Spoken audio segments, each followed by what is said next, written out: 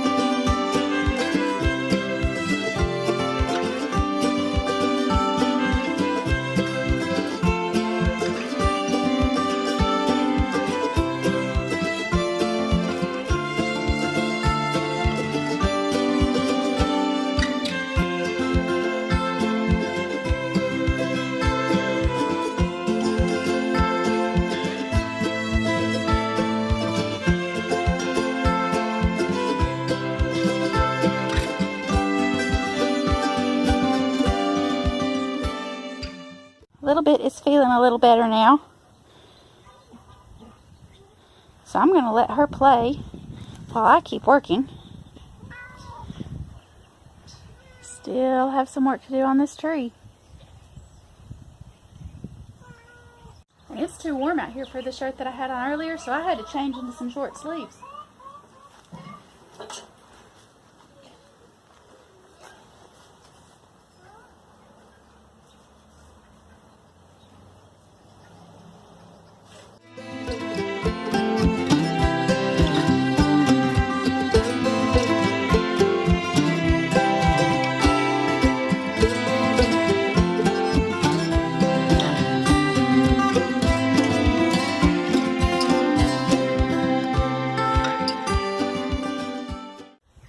Don't have to wear my glasses all the time. I do if I'm driving or if I'm staring at a lot of electronic screens, but while I'm working out here in the yard, they're actually kind of getting in my way, and I'm afraid I'm going to scratch them on the tree, so I'm just going to take these suckers off and lay them down.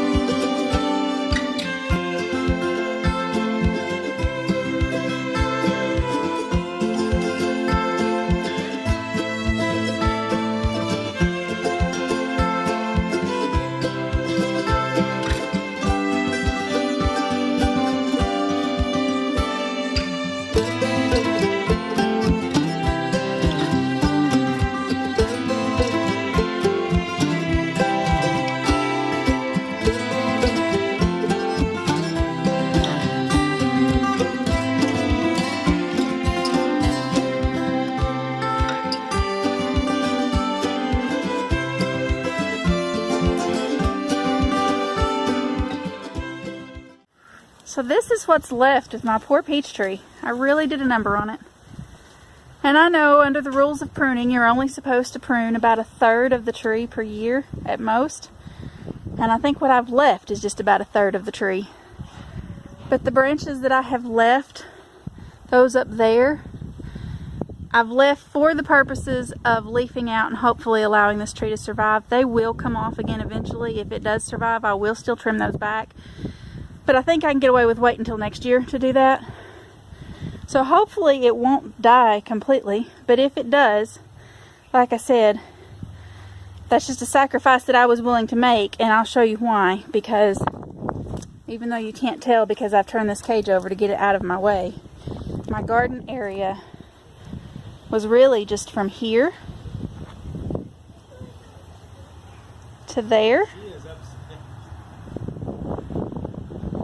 And by cutting that tree down, I have added all of this space right here. And even though it doesn't seem like much, that's almost double the garden space that I had. So it's worth it to me to lose that tree if it was necessary. Hopefully it will survive and I can keep it short enough to be manageable, but that may just be a sacrifice that I had to make. If you haven't already, don't forget to click that subscribe button down below and then click the bell icon that's right beside it so that you'll be notified when we upload new videos. If you like this video, be sure you click the thumbs up button down below, and of course you can click the thumbs down button if you didn't like it.